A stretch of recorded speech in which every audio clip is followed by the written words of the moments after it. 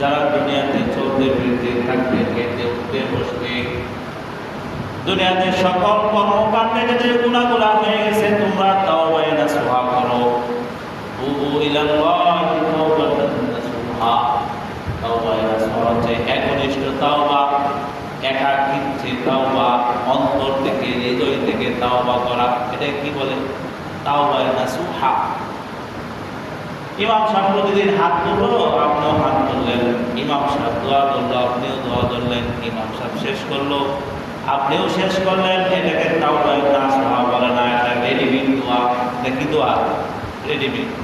ইমাম সাহেবরা বলছেন দোয়া করে হুজুরও দোষটা আপনার দোষ, কিন্তু আপনার মধ্যে মনের মধ্যে কোনো চাওয়া নাই, ইচ্ছা নাই, আবেগ নাই, কান্না নাই, পানি নাই, কোনো ভালোবাসা নাই, চাওয়ার মধ্যে মাধুর্যতা নাই। ইমাম সাহেবের সব দায়িত্ব দিয়েছে। এটা তাওবা নাসুহা না। তাওবা নাসুহা হচ্ছে নিজের গুনার উপর লজ্জিত হওয়া এক নাম্বার শর্ত। আল্লাহ যে কাজটা করছে খুবই জঘন্য, এই কাজ আর জীবনে করব না, ভবিষ্যতে না করার অঙ্গীকার করা, অন্তরের মধ্যে গুনার প্রতি ঘৃণা পয়দা করা। হায় হায় কি কাজ করলাম, এটা মানুষই করে নি, এমন কাজ মানুষই করে না, আমি এটা করলাম, জন্তু জানোয়ারের কাজ করে বসে রয়েছে। এরকম একটা ভাব, এরকম একটা অবস্থা অন্তরের মধ্যে সৃষ্টি করতে হবে।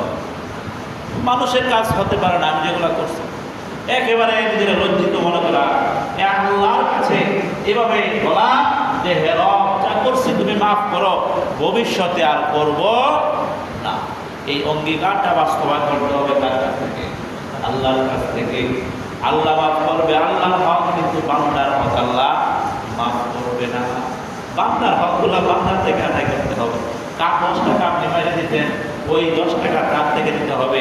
কার খেতে গাদ্দারি ভাইকে আপনি খাই দিতেন, ওইটার টাকা পোষায় দিতে হবে। কার ক্ষেত থেকে কিরা নিয়ে আপনি মেরে দিতেন, রাস্তা দিয়ে হাইতে দিচ্ছেন, একটা মেরে দিচ্ছেন, হ্যাঁ, এটা আল্লাহ মাফ করবে না। এটা বান্দার থেকে কি করতে হবে? মাফ দিতে হবে। এভাবে যখন আপনি করবেন আল্লাহর কাছে কাগজে অনুমতি, তখন তাওবা নাসুহা হবে। এই শর্তগুলো যখন মারতে পারবেন, তখন তুবু ইলাল্লাহি তাওবাতান নাসুহা, তখন একনিষ্ঠ তাওবা হবে। হয়তো করতেছেন, ঘুষও খাইতেছেন, হিসাব কথা করতেছেন, ব্যবসা করতেছেন, ওজনে কম দিতেছেন, আরেকজনকে খাওয়াইতেছেন, আর আল্লাহর কাছে আল্লাহ আল্লাহ মাফ করে দিন, তাওবা নাসুহা হবে না। যে কাজটার উপর আপনি তাওবা নাসুহা করবেন, ওই কাজটাকে একেবারে ঘৃণা করতে হবে, অঙ্গীকার করতে হবে, আর করবো না। এভাবে পারবো তো ইনশাআল্লাহ। তাহলে আল্লাহ আশা করা যায় 1 নাম্বার তাওবার মাধ্যমে রব্বুল আলামিন আমাদের গুনাহগুলা মাফ করে দেবেন। তাওবাকারীর মর্যাদা অনেক। যে তাওবা করে তার অবস্থা কি হয়, নবী জানায় যে তাওবা করে তার অবস্থা হচ্ছে যে তাওবা করবে নিষ্ঠভাবে, যে এমন হয়ে যায় তাওবাকারী যেমন তার কোনো পাপই ছিল না, তার কোনো গুনাহ ছিল না। সদ্য ভূমিষ্ঠ মায়ের পেট থেকে পড়লে যেমন একটা নিষ্পাপ বাচ্চা, তার কোনো গুনাহ থাকে না, ঠিক তেমনি ভাবে তাওবাকারী যদি একনিষ্ঠভাবে তাওবা নাসুহা করতে পারে, তার কোনো গুনাহ থাকে না। মানুষ মাত্রই কি ভুল, মানুষ মাত্রই ভুল, মানুষের ভুল হয়ে যাবে, মানুষের ভুল হয়ে যাবে, মানুষের গুনাহ হয়ে যাবে, অন্যায় হয়ে যাবে, নামাজ ছুটে যাবে, মিথ্যা বলে ফেলবে, জিনা হয়ে যাবে, এগুলো মানুষের দ্বারা হয়ে যাবে, কিন্তু করা যাবে না। মুমিন এটা করতে পারবে না, মুমিন এটা করবে না, হয়ে যাবে। কে হবে? শয়তান। শয়তানের তখন মাথা নষ্ট করা।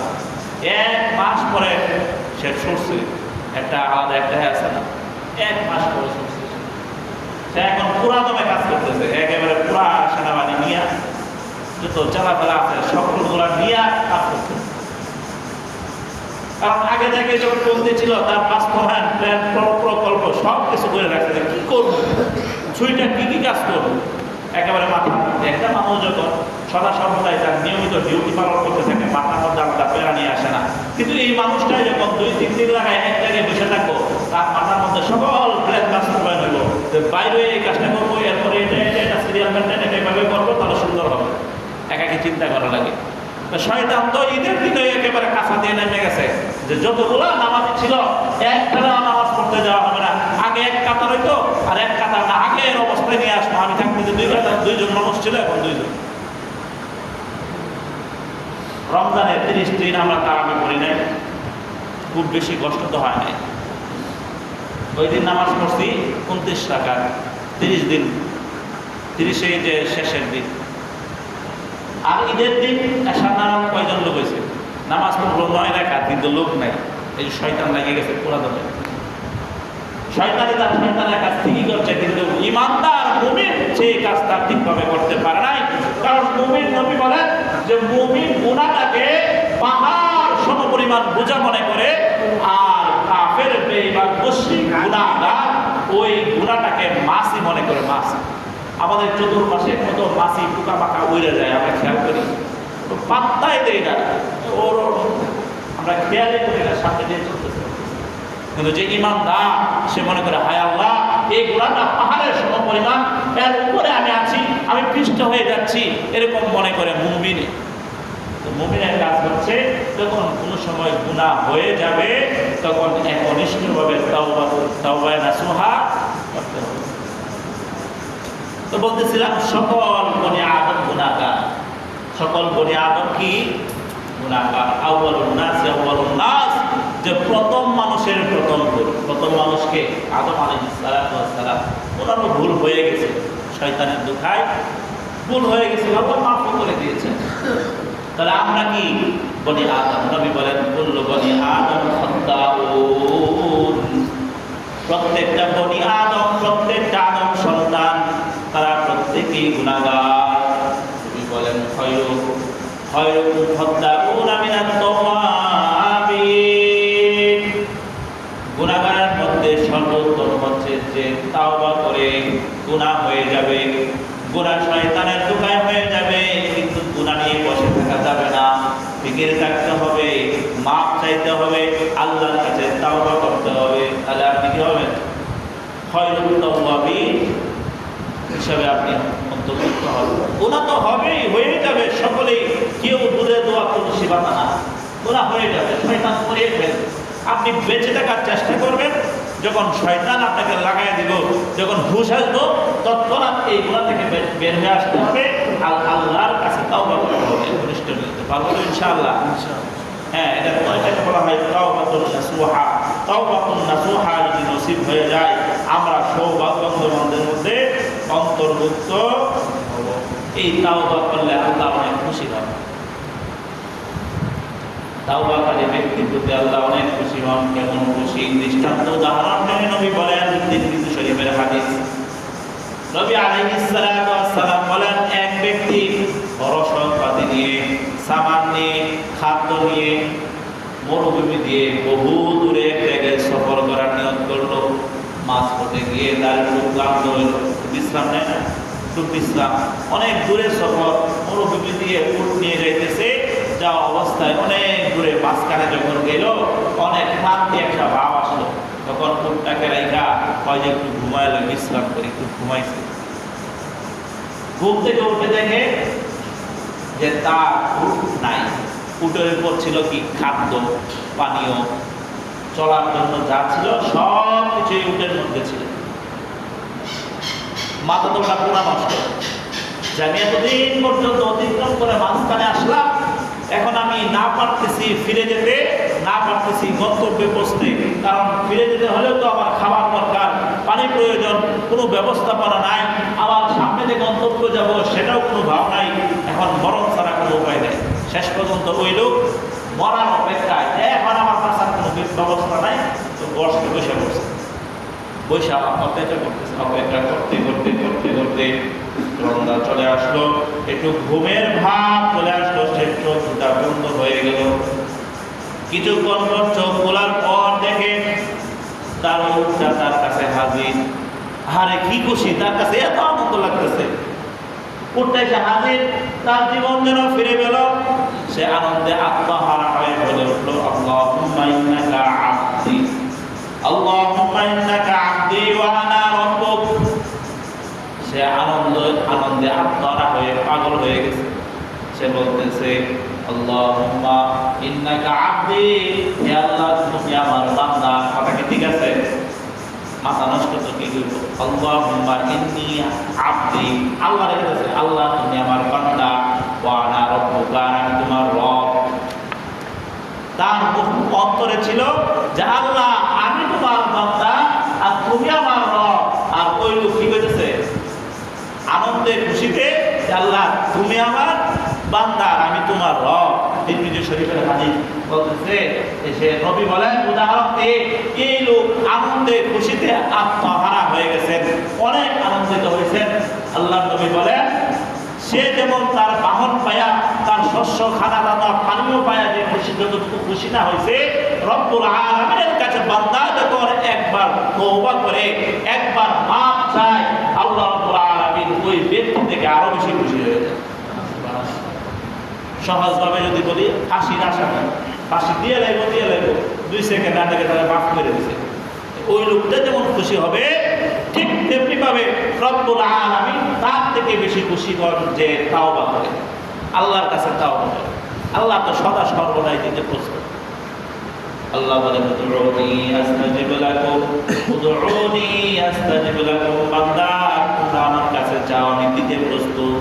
তোমরা খালি নেওয়ার জন্য প্রস্তুত থাকো, নেওয়ার জন্য প্রস্তুত থাকতে হবে। সরকারি রিলিফের মাল দিচ্ছে 2,500 বাংলাদেশ বাজারে বিতরণ হবে, আপনাকে সংবাদ দেওয়া হয়েছে 11টার সময় দেওয়া হবে, কিন্তু আপনি সালাকস্থলে যান নাই, তাহলে আপনারা দিয়ে দেবো। আপনারও তো আগ্রহ থাকতে হবে, যে নিবে তার আগ্রহ থাকতে হবে। আপনার বাড়িতে দিয়ে যেত না, আপনার বাড়িতে দিয়ে যান, তাহলে ভালো। যে দিবে তারও তো দ্বারস্থ হতে হবে, তার কাছে যেতে হবে না।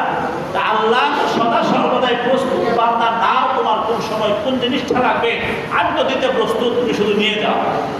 কিন্তু আমরা চাইতে রাজি না, একনিষ্ঠভাবে চাবো এই সাইতে আমাদের রাজি না। তো মুহতারাম হাজরিন, গুনাহ মাফের জন্য তওবা কোনো বিকল্প নেই। গুনাহ মাফ করাতেই হবে, যদি গুনাহ মাফ না করায় ধ্বংস হয়ে যাবো, তো ধ্বংস হয়ে যাবে। এই জন্য এটা 1 নাম্বার উপায় বললাম গুনাহ মাফের। 2 নাম্বার উপায় ইস্তিগফার, আস্তাগফিরুল্লাহ, আস্তাগফিরুল্লাহ, সবাই বলি আস্তাগফিরুল্লাহ, আস্তাগফিরুল্লাহ, আস্তাগফিরুল্লাহ। সহজ একটা আমল, হাঁটতে চলতে ফিরতে উঠতে বসতে ব্যস্তে কিনতে সব সময় করা যায় আস্তাগফিরুল্লাহ। ওযুর প্রয়োজন হয় না, গোসলের প্রয়োজন হয় না, আলাদা প্রস্তুতির প্রয়োজন হয় না, প্রয়োজন হয় সৎ নিয়তের, একটু কি নেক নিয়তের প্রয়োজন, একটু এরাদার প্রয়োজন, চিন্তার প্রয়োজন, আখিরাতের পরকালের একটু চিন্তার প্রয়োজন, মৃত্যুর ভয় এটার প্রয়োজন, আখিরাতের আশা এটার প্রয়োজন, দুনিয়া বিমুখ হওয়া এটার প্রয়োজন। এতটুকু স্যাক্রিফাইস যদি আমরা করতে পারি, আস্তাগফিরুল্লাহ বলে বলে আস্তাগফিরুল্লাহ, আস্তাগফিরুল্লাহ, আস্তাগফিরুল্লাহ, আস্তাগফিরুল্লাহ, আস্তাগফিরুল্লাহ, আস্তাগফিরুল্লাহ, আস্তাগফিরুল্লাহ। রব বলেন যখন তোমরা পড়বা আস্তাগফিরুল্লাহ, আমি তোমাদের গুনাহগুলো মাফ করে দেব। তোমাদের সন্তান প্রয়োজন পড়া আস্তাগফিরুল্লাহ, তোমাদের ধন সম্পদের প্রয়োজন পড়া আস্তাগফিরুল্লাহ, তোমাদের ফল ফলাদির প্রয়োজন, কোরআন শরীফের আয়াতের তর্জমা, তোমাদের ফল ফলাদির প্রয়োজন পড়া আস্তাগফিরুল্লাহ, তোমাদের খেতে চাষাবাদের ভালো ফসলের প্রয়োজন পড়া আস্তাগফিরুল্লাহ, দুনিয়ার মুসিবত দুনিয়ার পেরেশানি গ্রাস করছে পড়া আস্তাগফিরুল্লাহ, অন্তরে শান্তির দরকার করতে দেখো আস্তাগফিরুল্লাহ, সকল রোগের ঔষধ আস্তাগফিরুল্লাহ। রাজি আছেন তো? সকল রোগের ঔষধ বলেন আমি ডাক্তার, হ্যাঁ আমি কি ডাক্তার, যত রোগী হোক আমি না পাকে ঠিক খাই। আমার মনে হয় এটা খুবই ভালো দেব, এরকম হয় না, মাথা ব্যথা না পাকায়, চোখের ব্যথা রাখতেছে না পাকায়, হ্যাঁ তো কিছু একটা বাড়ি কাজ করছি শরীরে ব্যথা আসছে না পাকায়, মানে আমার না পাইলে সব রোগের কাজ। ঠিক তেমনি ভাবে প্যারাসিটামল নাফা যেমন সকল রোগের কাজ মোটামুটি করে, ঠিক তেমনি ভাবে আস্তাগফিরুল্লাহ এটা সকল আধ্যাত্মিক রোগের ঔষধ। আল্লাহ ক্ষমা করে দিবেন, আস্তাগফিরুল্লাহ করবেন ক্ষমা করে দিবেন, আস্তাগফিরুল্লাহ করবেন সন্তান দিবেন, আস্তাগফিরুল্লাহ করবেন সম্পদ দিবেন। এটা কোরআন শরীফের তরজমা হুবহু হয়ে যায়। তো পর্বত এই আমলটা সহজ না? আস্তাগফিরুল্লাহ, আস্তাগফিরুল্লাহ, আস্তাগফিরুল্লাহ। অন্তরে মহব্বত নিয়ে হৃদয় থেকে ডাকবেন আল্লাহকে, হৃদয় থেকে গুনাহগুলো মাফ করবেন। আর একটু যদি এটার সাথে মিলানো যায়, আস্তাগফিরুল্লাহ রাব্বি, আমাকে ক্ষমা করে দেন হে আমার প্রভু, মিন কুল্লি জাম, সকল গুনাহগুলা, মিন কুল্লি জামবি ওয়া আতুবু ইলাইহি। এতটুকু যদি পড়তে পারেন আরো বলা, আর যদি শেষে আরেকটা পড়তে পারেন, লা হাওলা ওয়ালা কুওয়াতা ইল্লা বিল্লাহ, লা হাওলা ওয়ালা কুওয়াতা ইল্লা বিল্লাহ বলবেন। শয়তান আপনার থেকে অনেক অনেক দূরে থাকবে, শয়তান যখন দূরে থাকবো তখন আল্লাহর থেকে গুনাহগুলো মাফ করে দিতে সহজ হবে।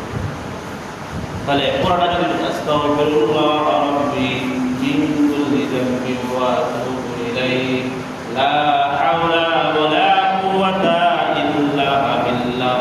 একটু ট্রাই করে দেখেন, যদি পেরেশানিগুলো দূর না হয়ে যায়, আপনার যদি দুনিয়ার রিজিকের মধ্যে যদি বরকত হয়, আপনার অন্তরে যদি প্রশান্তি পান, তাহলে এই আমলটা নিয়মিত করে দিতে হবে। আগে একটু ট্রাই তো করেন, হ্যাঁ 1 মাস ট্রাই করেন, এটা হাঁটতে চলতে ফিরতে আস্তাগফিরুল্লাহ বলবেন, আস্তাগফিরুল্লাহ বলবেন। এটা গুনাহ হয়ে গেছে, সামনে একটা বেকারি নারী আসে পড়ছে, আস্তাগফিরুল্লাহ বলেন, অন্যদিকে তাকায়া। অন্য একটা গুনাহ হয়ে গেছে, আস্তাগফিরুল্লাহ বলেন। এটা রবের জন্য আপনার দুনিয়ার কাজকে অনেক সহজ করে দেবে, গুনাহ থেকে অনেক দূরে রাখবে। এটা হচ্ছে গুনাহ মাফের 2 নাম্বার উপায়। 3 নাম্বার উপায় আযান দেওয়া। 3 নাম্বার উপায় আযান দেওয়া, আযান মুয়াজ্জিন। নবী বলেন, যে ব্যক্তি 12 বছর লাগাতার মুয়াজ্জিনি করবে, তার জন্য জান্নাত ওয়াজিব হয়ে যাবে, তার জন্য জান্নাত ওয়াজিব হয়ে যাবে। এমন মানুষ আছে সারা জীবন আযান দিছে না, এই জায়গায় আসার আশা করি আসেন, সারা জীবন আযান দেয় নাই, একদিন তার আযান দিবেন। নবী অন্য হাদিসে বলেন, যখন কেউ আযান দেয়, তার আযানের আওয়াজটা যতদূর পর্যন্ত যায়, ততদূর পর্যন্ত তার গুনাহগুলো মাফ হয়ে যায়। সুবহানাল্লাহ। আযান দিতে চান না, একদিন আযান দিয়ে আপনাদের এই যে আযান দেওয়া সহজ, কারণ নির্ধারিত কোনো ইমামকে মুয়াজ্জিন হলো না, আছে নির্ধারিত থাকতে যদি থাকে, এই ভাই আযান দেয়, আরো কে জন্য দেয়, তাদেরকে বলবেন, ভাই আপনি তো অনেক সব কামাইছেন, অনেক গুনাহগুলো মাফ করছেন, আমার চান্স দেন, হ্যাঁ লইবেন, আশা করে দিব। হ্যাঁ আযান দিবেন, আযান দিলে এটা গুনাহ মাফের উপায়, গুনাহ মাফ হয়ে যাবে। এরপরে গুনাহ মাফের আরেকটা উপায় আছে, অনেক লম্বা আলোচনা, গুনাহ মাফের অনেকগুলো কথা, সময় শেষ করে দেব। 2 রাকাত নামাজ পড়বেন গুনাহ মাফের জন্য, নিয়তে নফল নামাজ, যে আল্লাহ আমার গুনাহগুলো মাফ করে দাও, এই নিয়তে 2 রাকাত নামাজ পড়বেন। নবী বলেন, সে যখন নামাজ শেষ করে সালাম ফিরাবে, তার সকল গুনাহগুলো 2 ধুয়ে সাফ হয়ে যায়। সুবহানাল্লাহ। এটা আজকেই করবেন, সময় পাইলে আসর নামাজ পড়বেন না, এই যখন একটু আগে আসবেন, 2 রাকাত দিয়ে দিবেন আল্লাহ গুনাহ মাফের জন্য। গুনাহ মাফের আরেকটা উপায় হচ্ছে বারবার ক্ষমা পাওয়ার আশায় বারবার ক্ষমা চাওয়া, বারবার ক্ষমা চাওয়া। আবু একটা চিপ দেও না, দিত না, দেও না, আর দেও আমার লাগবো, খাইতে দিব, তখন দিত না। একটা বাচ্চা যদি বাপের কাছে 100 বার চায়, 10টা টাকা দিব না, 100 বার যদি চায় না, রাখবো, দেওয়া লাগবো, যাবো না স্কুলে, হ্যাঁ মাটির মধ্যে পড়ে গেল, একটা গোরান দিলে 10 টাকা দিয়ে দিল। আল্লাহর কাছে আল্লাহ দিতে হবে, একাকি নিবৃতে চান, তাহলে আল্লাহ কি করবে, মাফ করে দিবে। নামাজ মানে হচ্ছে দোয়া। নামাজটা কি? মূলত নামাজটা একটা দোয়াই, জানাজার নামাজ এটা একটা দোয়া। এই নামাজটাও শাব্দিক অর্থে দোয়া অর্থে আসে, সালাত মানে দোয়া। এই জন্য নামাজের মাধ্যমে গুনাহ থেকে মাফ চাওয়া, আযানের মাধ্যমে গুনাহ থেকে মাফ চাওয়া। আরেকটা গুনাহ মাফ করানোর একটা সুযোগ আসছে, 1 বছরের গুনাহ মাফ। এটা হচ্ছে শাওয়ালের রোজা। শাওয়ালের রোজা সময় শেষ, এটা বলে শেষ করে। নবী বলেন, মান সামা রমাদান সুম্মা আতবা'হু সিত্তান মিন শাওয়াল ফাকানা কাসিয়ামিন দাহর। যে রমজানের রোজাগুলো সঠিকভাবে আদায় করার পর শাওয়ালের 6টা রোজা আদায় করলো, সে কেমন জানি সারা বছর রোজা রাখলো। সারা বছর আমরা রোজা রাখতে পারি, রাখি কেউ চেষ্টা করলে তো পাওয়া যায়, আমরা কেউ চেষ্টাই করি না। তো এই সহজে এই অফারটা নেওয়ার সহজ পদ্ধতি হচ্ছে, এই শাওয়াল মাস চলতেছে, শাওয়াল মাসের মধ্যে এই পুরা 30 দিন বলে 29 দিন বলে 6 দিন যদি রোজা রাখতে পারেন, এই শাওয়ালের মধ্যে আপনি সারা বছর নফল রোজা রাখার সওয়াব পাবেন। সুবহানাল্লাহ। রাখতে চাই তো ইনশাআল্লাহ এবছর আমি রাখার নিয়ত করছি, আজকে একে রাখবেন, হাত তুলে দেখে নিয়ত করেন না। নবী বলেন যে নিয়ত করলো একটা সওয়াব, নিয়ত বাস্তবায়ন করলে দুইটা সওয়াব, নিয়ত বাস্তবায়ন করলে দুইটা সওয়াব। একটা নেক কাজের নিয়ত করছেন, আল্লাহ ভাইকে কবুল করুন। খালেস মনোদিন হচ্ছে তুইলেই রাখছেন, আমার গায়ে হুজুর দেন, আল্লাহ তুমি দেখো বাইরে, আল্লাহ কবুল করুন। নিয়ত করলে কটা সওয়াব? আমি নিয়ত করছি যে একটা ভালো কাজ করবো, আমি মসজিদে আইতেছি যে 2 রাকাত নামাজ পড়ি, ওই জায়গায় একজন ডাকতেছে, ভাই এদিকে আসে, একটা গুরুত্বপূর্ণ কথা আছে, আমি ওইদিকে চলে গেলাম। নিয়ত ছিল কি নামাজ পড়া, এবং আসতেছিলাম, তাহলে আমার একটা সব পাইলিস। একটা সব বলতে কি একটা সব কি একটা সবই না, মানে আমি এখান থেকে নিয়ত করছি এটার সব আমি পেয়ে যাবো, এটা যদি 1000 কোটি গুণ সব হয় এটা আমি পেয়ে যাবো। এরপরে ওই নিয়ত করে আসার পরে এই কাজটা বাস্তবায়ন করে লাইছি, নামাজ পড়ার নিয়ত করে আসছি, নামাজ পড়ে লাইছি, তাহলে আমি 2টা সব পাবো, অর্থাৎ আবার দ্বিগুণ সব পাবো। তাহলে নিয়ত করতে পারি না? এই এত গরম তো নাই, শান্তির দিন আছে, হ্যাঁ বৃষ্টি হয়, ঠান্ডা আসে, রাত্রে আবার ঠান্ডা লাগে, বেশ সমস্যা নেই। ঈদের রমজানে রোজা রাখলাম কত শান্তিতে না? 6টা রোজা রাখবেন, ইনশাআল্লাহ সারা বছরে রোজা রাখার সব পাবেন। বিশেষ করে মা বোনরা এই রোজাগুলো বেশি রাখে, এই রোজাগুলো আপনার আঞ্চলিক ভাষায় কি কয়? সয়ালের রোজা, সয়াল কম, হ্যাঁ সোয়ামের রোজা, আর আমাদের এলাকায় কই সয়ালের রোজা। শাওয়ালের 6টা রোজাকে সয়ালের রোজা, সোয়ামের রোজা যারাই করে এটা রাখতে হবে। এটা বাইরে বাইরে রাখতে পারবেন, আজকে ভালো লাগতেছে, আজকে না রাখেন, এই মাসের মধ্যে রাখলেই হবে। 2 দিন পরে আরেকটা রাখেন, অথবা লাগাতার রাখেন। লাগাতার রাখলে হয় কি, একটা যদি অভ্যস্তর মধ্যে আসে, মানে একটা শৃঙ্খলা থাকে। আর যখন কাজে ডিসিপ্লিন না থাকবে তখন এলোমেলো হয়ে যায়, এমন হইতে পারে 3টা রাখার পর আর শুরু করবে না। লাগাতার রাখে দেন, এটা সহজ বিষয়। এবং মা বলতে আল্লাহ রাব্বুল আলামিন যে প্রাকৃতিক নিয়ম দিয়েছেন, তার কারণে রমজানে কারো 5টা 3টা 7টা 10টা রোজা ভাঙা হয়। এই রোজাগুলা যদি রাখতে চায় কাজা করে, তাহলে কিন্তু শাওয়ালের নিয়ত করলে হবে না, ওগুলো কিন্তু ফরজ রোজা, ওইগুলো আলাদা আদায় করবেন। এবং শাওয়ালের 6 রোজা আবার অতিরিক্ত আলাদাভাবে আদায় করতে হবে। উদাহরণস্বরূপ কারো রমজানে ঋতুস্রাবের কারণে 5টা রোজা ভাঙা পড়ছে, তাহলে শাওয়ালে সে 5টা রোজা রাখবে রমজানের কাজা হিসেবে।